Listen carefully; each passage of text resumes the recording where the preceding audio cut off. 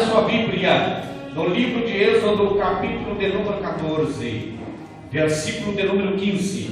Nós vamos passear na palavra do Senhor. E hoje Deus vai falar profundamente em nosso coração. Amém? Aleluia. Eu me sinto à vontade. Sabe por quê? Porque aonde habita o Espírito de Deus, aí há alegria.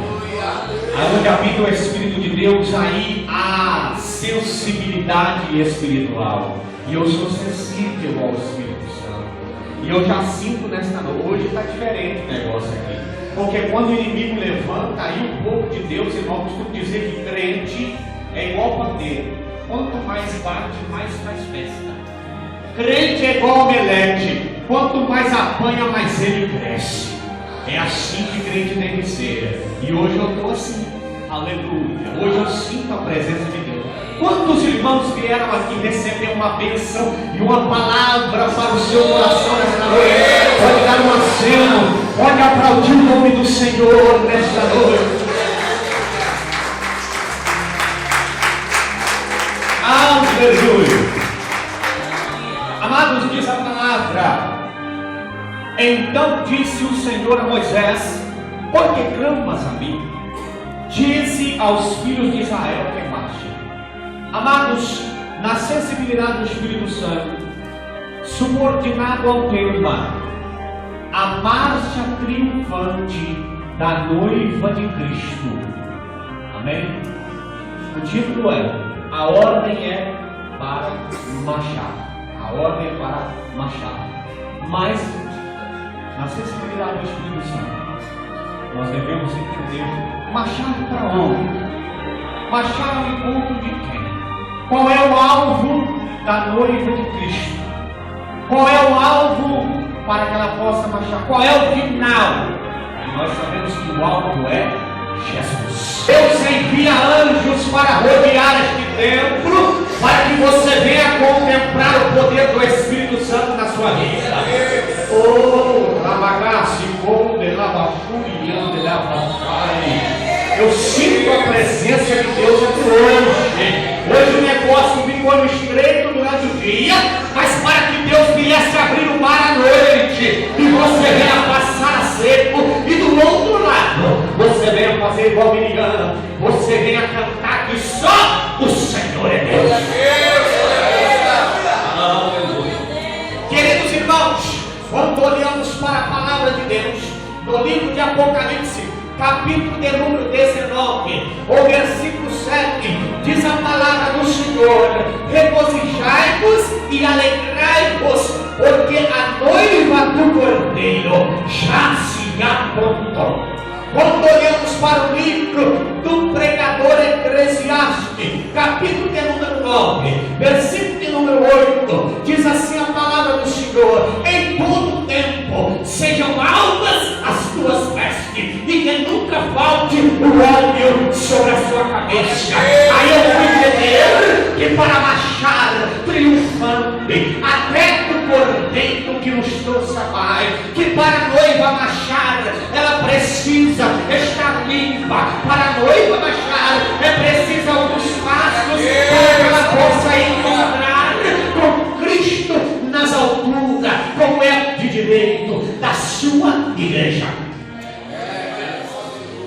Amados irmãos, a Bíblia contém 8.100 promessas. Nós sabemos disso, mas para a igreja de Cristo, Deus reservou 3 promessas. Qual é a primeira promessa importante para a igreja de Cristo? A Bíblia diz lá em Mateus, capítulo de número 16, versículo de número 18, diz assim: eu edificarei a minha igreja, eu edificarei a minha igreja, e sobre esta pedra eu edificarei a minha igreja, e as portas do inferno não poderão prevalecer contra ela. O que significa isso, irmão? Isso é o primeiro passo, é a primeira promessa para a noiva do Cordeiro marchar triunfante. Qual é a primeira promessa? A primeira promessa é um nome. Igreja, ela tem que ter nome. Amados irmãos, mas você diz assim: irmão, mas são muitas denominações. No estado de Minas Gerais, nós temos mais de 2.000 denominações. Eu não sei o estado de São Paulo, mas em Minas temos muitos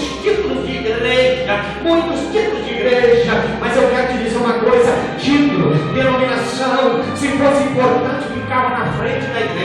e não de fora pegando chuva nem sol. Sabe o que eu quero dizer? A igreja tinha que receber nome. Lá no livro de Êxodo, nós vemos que a igreja, ela passou a ser uma igreja móvel e passou a se chamar Betronésia, que no hebraico significa casa de adoração, templo móvel de adoração. Quando vamos para o Novo Testamento, quando olhamos lá no livro de Mateus, a igreja agora passa a se tornar kadosh, tirados para fora, ajuntados, renovados, santificados e adorar a Cristo.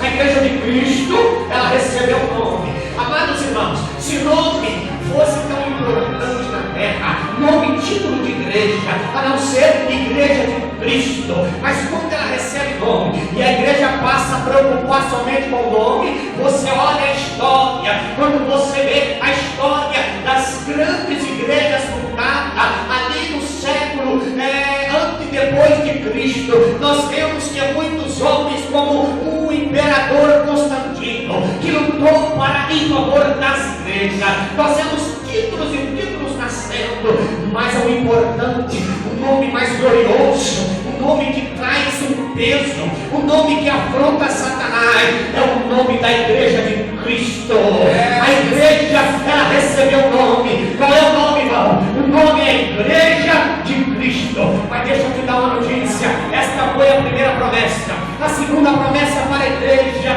foi receber poder, autoridade. Quando olhamos no livro de Atos, capítulo de número 1, versículo de número 8, diz a palavra: mas recebereis poder ao descer sobre vós o Espírito Santo. Uma igreja, ela pode até ter nome. Às vezes tem igreja que o nome é tão grande que gasta a parede inteira da igreja para escrever. Mas se ela tiver só nome, não adianta. Ela tem que ter poder e autoridade. Porque quando Jesus fundou a sua igreja, ele deu o nome de Igreja de Cristo. Quando ele lançou sobre os discípulos uma promessa: ide por todo mundo e pregai o Evangelho. Quem crer e foi batizado será salvo, mas quem não crer já está condenado.